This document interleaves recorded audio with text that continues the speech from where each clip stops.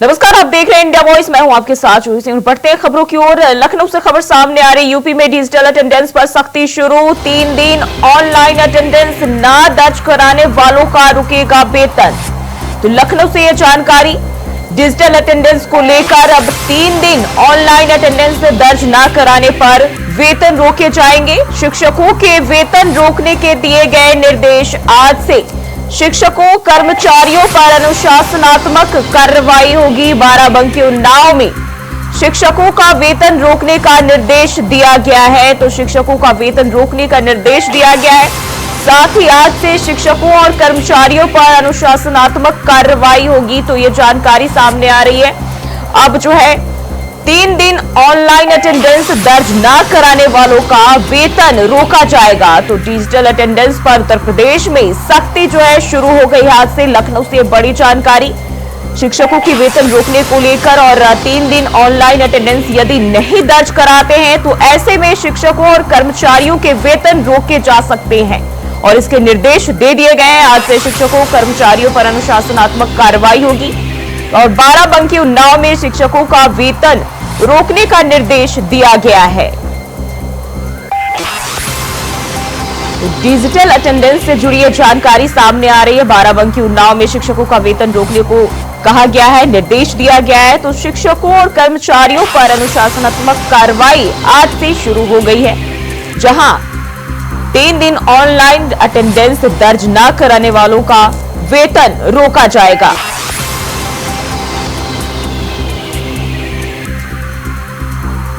तो लखनऊ से ये जानकारी सामने आ रही। यूपी में डिजिटल अटेंडेंस को लेकर अब सख्ती जो है शुरू हो चुके हैं। आपको बता दें, इससे पहले निर्देश जारी किए गए थे और ऑनलाइन शिक्षकों को अब अपने अटेंडेंस लगाने होंगे। हालांकि सरकार ने इसमें जो है आधे घंटे की छूट जरूर दी थी, लेकिन 3 दिन ऑनलाइन अटेंडेंस अगर दर्ज ना कराते हैं तो ऐसे में वेतन रोके जाएंगे और इसके निर्देश दे दिए गए हैं। शिक्षकों के वेतन रोकने के निर्देश दिए गए हैं। तो 3 दिन ऑनलाइन अटेंडेंस दर्ज ना कराने पर सख्ती शुरू हो चुकी है। तो डिजिटल अटेंडेंस को लेकर यह जानकारी उत्तर प्रदेश में, वहीं बाराबंकी और उन्नाव में इसको लेकर निर्देश जारी कर दिए गए हैं। तो आज से शिक्षकों और कर्मचारियों पर अनुशासनात्मक कार्रवाई शुरू हो गई और डिजिटल अटेंडेंस को लेकर ये जानकारी सामने आ रही है।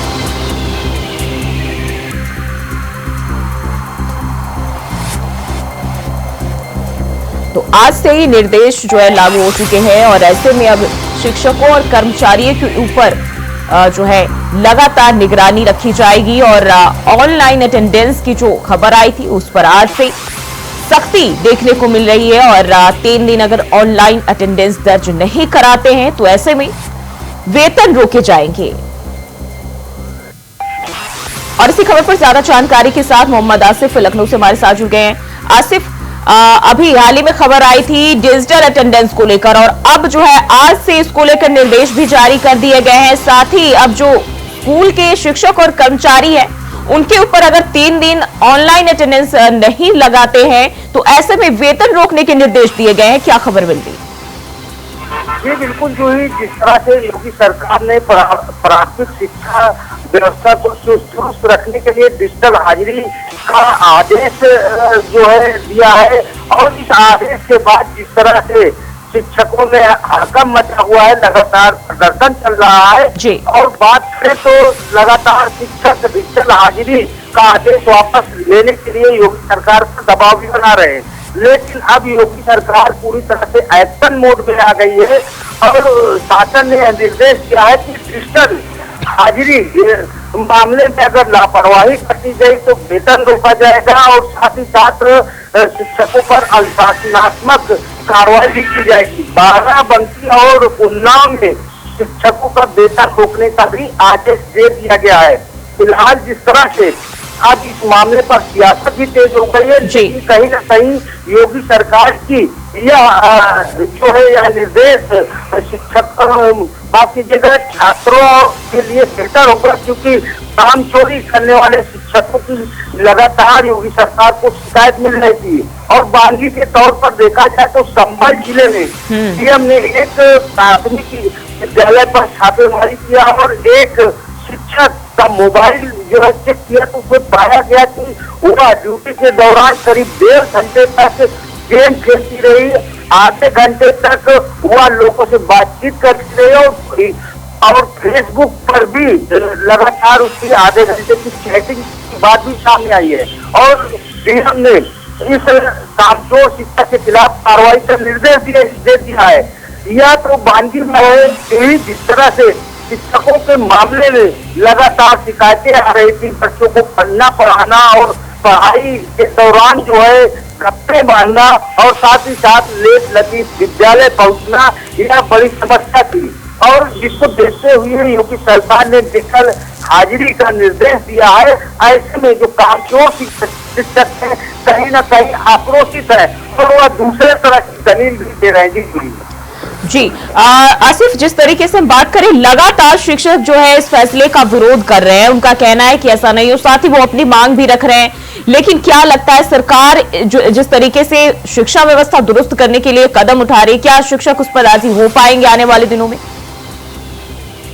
जिस तरह से योगी सरकार ने निर्देश दिया है डिजिटल हाजिरी का, और अगर बात करें प्राथमिक विद्यालयों का तो इसका हाल देखा जा सकता है। केस में जो है पढ़ाई न होने की वजह से लोग सरकारी स्कूलों में अपने बच्चों का एडमिशन नहीं कराना चाहते हैं और साथ ही साथ जिस तरह से प्राथमिक विद्यालयों में बच्चों की संख्या दिनों दिन घट रही, कहीं न कहीं जो है शिक्षकों की लापरवाही भी रहती है। और इस लापरवाही का निशाना सिर्फ और सिर्फ सरकार बनती है। और सरकार ने इसे सुधारने के लिए जो डिजिटल हाजिरी का फरमान सुनाया है, इससे कहीं न कहीं शिक्षा व्यवस्था में सुधार होगा। लेकिन इन सबके बीच जिस तरह से शिक्षक लगातार प्रदर्शन कर रहे हैं, यहाँ तक कि सियासत भी अब शुरू हो गई है। सपा प्रमुख अखिलेश यादव ने शिक्षकों के साथ खड़े रहने का ऐलान किया, लेकिन कहीं न कहीं डिजिटल हाजिरी जो है अब शिक्षा व्यवस्था में परिवर्तन ला सकती है। और यह भी माना जा रहा है कि योगी सरकार ने जो फरमान सुनाया है, इससे अभिभावकों में खुशी है, तो जो शिक्षक है उनका विरोध है। और विरोध से सबसे बड़ी वजह यह है कि शिक्षकों जी बिल्कुल आसिफ, बहुत बहुत शुक्रिया फिलहाल के लिए, और आगे भी आपसे अपडेट लेते रहेंगे। तो शिक्षकों के वेतन रोकने के लिए जो निर्देश दिए गए हैं, आज से ये इस पर सख्ती होती हुई दिखाई दे रही है और लागू भी हो गए हैं। और वहीं देश में मॉनसून की एंट्री हो चुकी है। अधिकांश राज्यों में मौसम भी सुहावना बना हुआ है और बारिश का प्रभाव देखने को मिल रहा है। इस कारण कई जगहों पर लोगों को दिक्कतों का सामना भी करना पड़ रहा है। ऐसे ही कुछ हालात उत्तर प्रदेश के पीलीभीत में देखने को मिल रहा है। दरअसल भारी बारिश और बाढ़ का जबरदस्त कहर पीलीभीत में देखने को मिल रहा है। पीलीभीत के पास से बहने वाली नदियां एक तरफ जहां उफान पर है, तो वहीं दूसरी तरफ बाढ़ ने खेत खलिहान में लगे फसलों को बर्बाद कर दिया है। आपको बता दें कि गांव के अंदर तक पानी भरा हुआ है और लोगों के घरों तक में पानी घुस चुका है। पीलीभीत के नवादा, गुजिया, मीरपुर के साथ साथ ऐसे दर्जनों गांव हैं जहां लोग सरकार से मदद की गुहार लगा रहे हैं। और इसी कड़ी में पीलीभीत में बाढ़ के हालात का जायजा लेने के लिए सीएम योगी आदित्यनाथ पीलीभीत पहुंचे और इस दौरान उन्होंने बाढ़ प्रभावित इलाकों का हवाई निरीक्षण किया। बता दें कि सीएम योगी आदित्यनाथ ने बीसलपुर तहसील पीलीभीत में बाढ़ प्रभावित क्षेत्रों का हवाई निरीक्षण किया और जरूरी कदम उठाने के आदेश भी दिए हैं। आपको ये भी बताते चले कि बारिश के बढ़ने के साथ ही उत्तर प्रदेश में कई ऐसे जिले होंगे जो बाढ़ की मार झेल सकते हैं और नदियों के किनारे के गांवों में अक्सर बरसात के मौसम में लोगों को दिक्कतों और बाढ़ का सामना करना पड़ता है। और ऐसे ही हालात असम में भी बने हुए हैं। असम में बाढ़ ने जनजीवन को अस्त व्यस्त कर रखा है और इसके चलते लाखों लोगों को उनके घरों से विस्थापित करना पड़ा है। साथ ही काजीरंगा नेशनल पार्क में बाढ़ और भीषण बारिश के कारण कई जानवर की मौत हो गई और अन्य जानवरों का रेस्क्यू किया जा रहा है।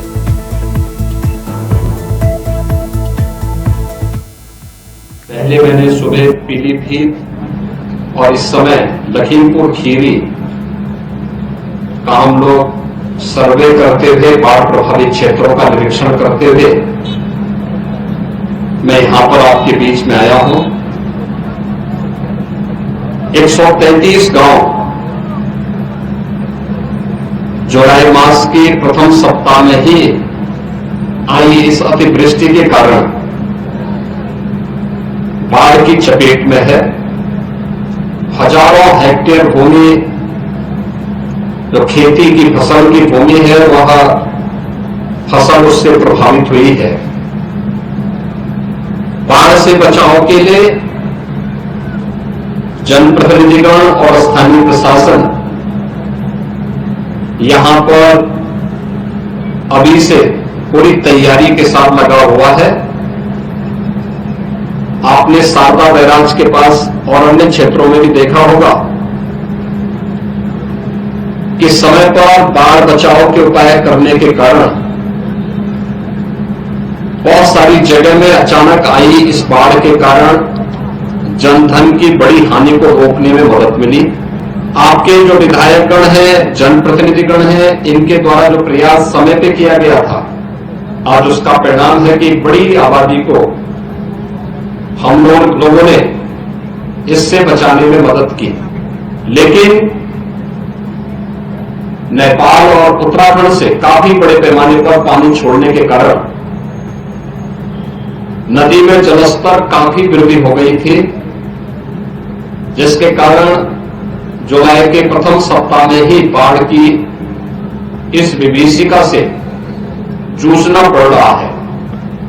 बचाव के लिए हम लोगों ने एनडीआरएफ, एसडीआरएफ, पीएससी की फ्लड यूनिट, इन सबको तो लगाया ही है।